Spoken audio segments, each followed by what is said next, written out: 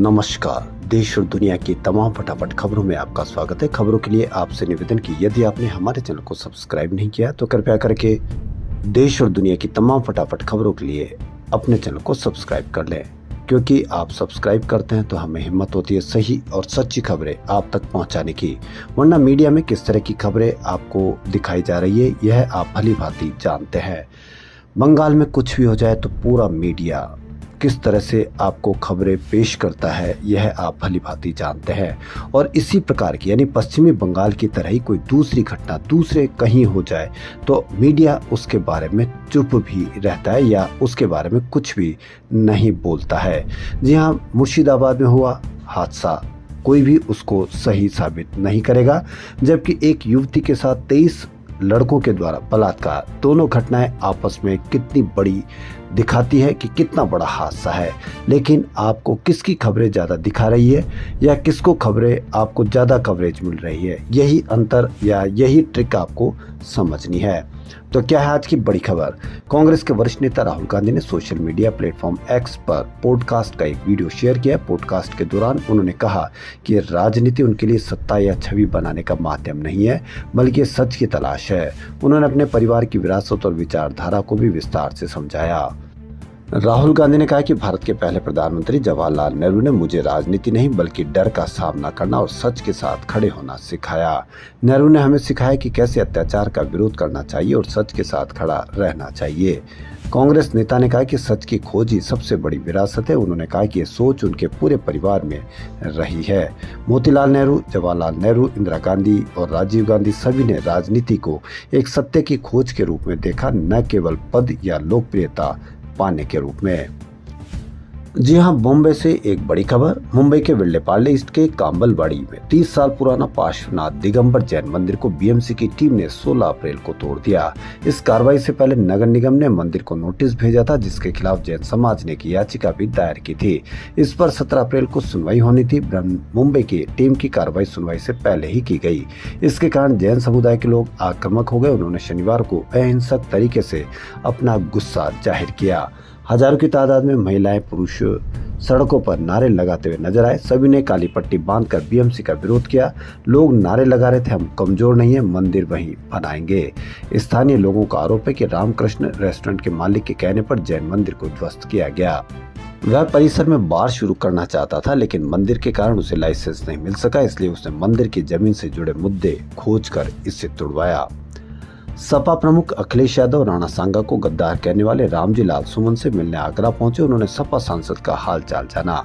इसके बाद कहा कि मैं दलित सांसद रामजी लाल सुमन के साथ खड़ा हूं। मुझे धमकी मिल रही है कि जैसे फूलन देवी को मारा वैसे तुम्हें मारेंगे। आखिरकार इनके पीछे कौन है? सपा प्रमुख ने कहा कि आगरा में जो तथाकथित शक्ति प्रदर्शन हुआ उसमें तलवारें लहराई गई। आरोपियों को कार्रवाई का डर नहीं है। रामजी लाल सुमन के घर तोड़फोड़ की गई। यह हमला अचानक नहीं हुआ बल्कि साजिश के तहत किया गया। इधर क्षत्रिय सभा और अन्य हिंदू संगठनों के विरोध को देखते हुए सांसद के घर की सुरक्षा बढ़ा दी गई है। शिवसेना यूबीटी प्रमुख उद्धव ठाकरे ने आज कहा कि उनकी पार्टी महाराष्ट्र में हिंदी को अनिवार्य नहीं होने देगी। दरअसल राज्य सरकार ने 1 से 5वीं तक के छात्रों के लिए हिंदी को अनिवार्य तीसरी भाषा बनाने का फैसला किया है। शिवसेना यूबीटी की श्रमिक शाखा भारतीय कामगार सेना के एक कार्यक्रम को संबोधित करते हुए ठाकरे ने कहा कि उनकी पार्टी को हिंदी भाषा से कोई परहेज नहीं है, लेकिन उन्होंने पूछा कि इसे थोपा क्यों जा रहा है। सुप्रीम कोर्ट का राष्ट्रपति को दिए आदेश पर विवाद बढ़ता जा रहा है। भाजपा सांसद निशिकांत दुबे ने एक विवादित टिप्पणी की है कि कहा कि भारत के मुख्य न्यायाधीश की नियुक्ति राष्ट्रपति करते हैं। आप किसी अपॉइंटमेंट अथॉरिटी को निर्देश कैसे दे सकते हैं? संसद इस देश का कानून बनाती है, क्या आप उस संसद को निर्देश देंगे? देश में गृह युद्ध के लिए चीफ जस्टिस ऑफ इंडिया यानी संजीव खन्ना जिम्मेदार है। इतनी बड़ी टिप्पणी आज तक शायद किसी भी नेता ने नहीं की होगी सुप्रीम कोर्ट के ऊपर। आज तक की सबसे बड़ी टिप्पणी, जी हाँ, गृह युद्ध के लिए जस्टिस ऑफ इंडिया यानी संजीव खन्ना जिम्मेदार है। सुप्रीम कोर्ट अपनी सीमाओं से बाहर जा रहा है। अगर हर किसी को सारे मामलों के लिए सुप्रीम कोर्ट जाना पड़े तो संसद और विधानसभा बंद कर देनी चाहिए। दरअसल ये मामला तमिलनाडु गवर्नर और राज्य सरकार के बीच हुए विवाद से उठा था। सुप्रीम कोर्ट ने 8 अप्रैल को आदेश दिया कि राज्यपाल के पास कोई वीटो पावर नहीं है। वही बिल पर राष्ट्रपति को 3 महीने के भीतर फैसला लेना होगा। यह ऑर्डर 11 अप्रैल को सामने आया था। IPL 18 में आज के दिन दूसरे मुकाबले में राजस्थान रॉयल्स का सामना लखनऊ सुपर जॉयंट से हो रहा है। लखनऊ के कप्तान ऋषभ पंत ने टॉस जीतकर बल्लेबाजी चुनी। मैच 7:30 बजे से जयपुर के सवाई मानसिंह स्टेडियम में शुरू हुआ। RR ने अब तक 7 मैच खेलने के बाद सिर्फ 2 मैच जीते हैं, तो LSG ने इतने ही मुकाबलों में 4 मैच जीते हैं। दिन के पहले मैच गुजरात टाइटंस का सामना दिल्ली कैपिटल्स अहमदाबाद के नरेंद्र मोदी स्टेडियम में हुआ। दिल्ली के मुस्तफाबाद इलाके में शुक्रवार देर रात 2:30 बजे 4 मंजिला बिल्डिंग ढह गई। हादसे में मरने वालों की संख्या 11 तक पहुंच गई। पुलिस के अनुसार हादसे में अब भी 10 से ज्यादा लोग मलबे में दबे हुए हैं। हादसे के बाद 14 लोगों को रेस्क्यू कर GTB अस्पताल में भर्ती कराया गया था। इनमें से 11 की इलाज के दौरान मौत हो गई।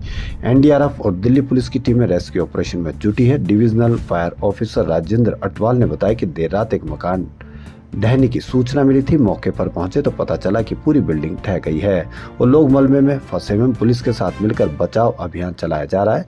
दरअसल शुक्रवार रात दिल्ली में मौसम ने अचानक करवट ली थी। तेज बारिश और आंधी तूफान के चलते कई इलाकों में नुकसान हुआ। माना जा रहा है कि इसी वजह से मुस्तफाबाद की इमारत भी ढह गई।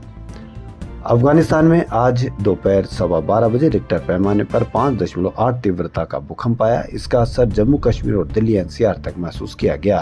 हालांकि अब तक जानमाल के नुकसान की कोई खबर नहीं है। राष्ट्रीय भूकंप विज्ञान केंद्र के अनुसार भूकंप का असर जम्मू कश्मीर के कुछ हिस्सों में भी महसूस किया गया।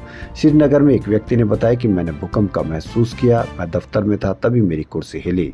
कुछ इलाकों से लोगों को घरों और ऑफिस से बाहर भागते हुए देखा। तो खबरों फिलहाल इतनी। यदि आपको हमारा चैनल पसंद आए तो लाइक, सब्सक्राइब और शेयर अवश्य करें। धन्यवाद।